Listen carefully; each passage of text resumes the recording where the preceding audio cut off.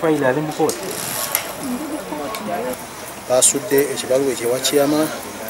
Nze nga defense nakubiddwa essimu olunaku lwajjo nkedde ku makya nengenda nensinkana ekibaluwa ekyo nenkisomamu nga mulimu abantu bano be beetaaga.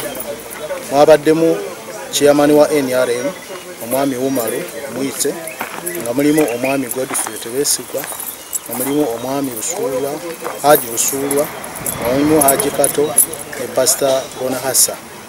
Ekibaluwa ekyo bwe nakifunye nenkireeta ku poliisi wano Njeru.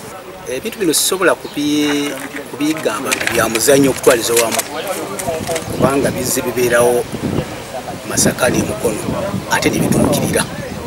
Embeera eno eriwo eyewaliikiriza buli omu kuba nange mba newaliikirira kuba ono akisooka neiba wange ate ndi musiraamu abasinga bwe balitiisa abasinga basiraamu bahaji. Tusaba gavumenti etudduukirire yeraliikiriza kubanga abantu be bayogeddeko bonna bantu be b'omugaso mu kitundu.